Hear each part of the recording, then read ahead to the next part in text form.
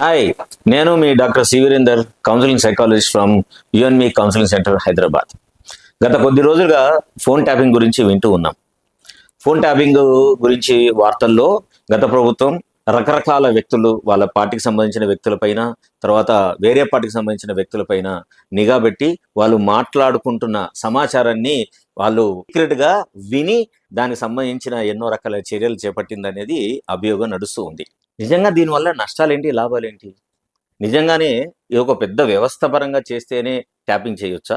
మామూలుగా అంటే కుటుంబ సభ్యుల మధ్య కానివ్వండి, భార్యాభర్తల మధ్య కానివ్వండి, బాయ్ ఫ్రెండ్, గర్ల్ ఫ్రెండ్ మధ్యలో కానీ ఇలాంటి ట్యాపింగ్ జరిగే అవకాశం ఉందా?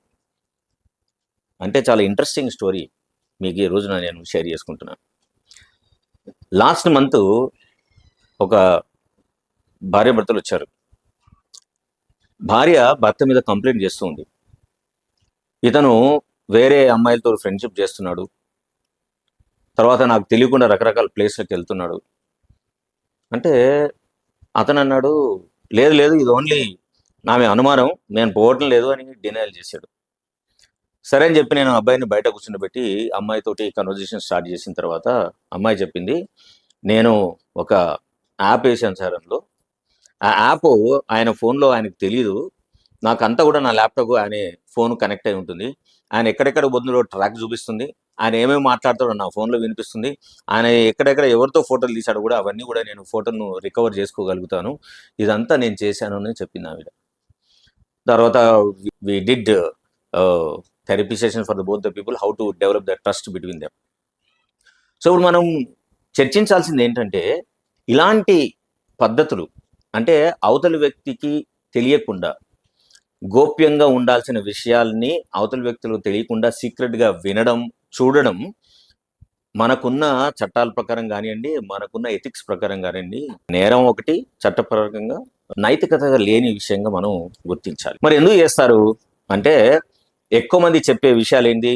ఒకటి, అవతలి వ్యక్తులు ఏమైనా నష్టపూరితంగా ఆలోచిస్తుంటే కనుక నష్ట నివారణ చేయడానికి మనం ఒక స్టెప్ తీసుకోవచ్చు ముందుగానే. బిజినెస్ సంబంధించి అయితే మాత్రం మనం బిజినెస్ను కాపాడుకోవచ్చు. సంబంధాలకు సంబంధించి అయితే మన సంబంధాలని మళ్ళీ మంచిగా నడపడానికి మనం ఉపయోగించుకోవచ్చు. కానీ మనిషి నైజం అక్కడే ఆగుతుందా?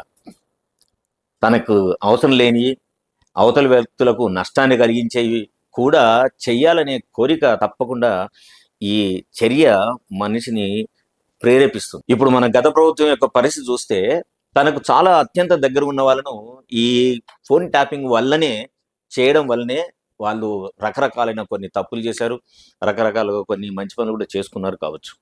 అలాగే మనిషి జీవితం కూడా ఇలాంటి నష్టాలే తీసుకురావడానికి ఎక్కువ అవకాశం ఉంటుంది అనేదానికి ఇది ఒక క్లాసికల్ ఎగ్జాంపుల్గా మనం చూడాలి. కాబట్టి మనం ఈ పనులు, అవతలి వ్యక్తులకు గోప్యత పాటించే విషయాల పట్ల ఆసక్తి ఉంచడం నార్మల్ అయినప్పటికీ, కానీ ఇలాంటి అనుసరయోగ్యం కాని పద్ధతులను మనం పాటించడం వల్ల మనిషికి మనశ్శాంతి పోతుంది, నష్టం తీసుకొస్తుంది.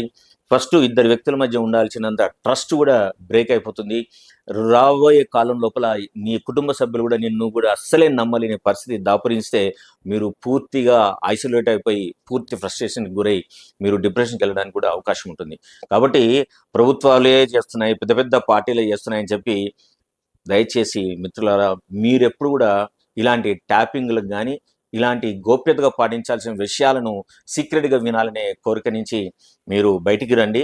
అప్పుడే మీ జీవితం, మీ వ్యక్తుల మధ్య సంబంధం కూడా బాగుండడానికి అవకాశం ఉంటుంది. Keep watching our videos and please share it and subscribe.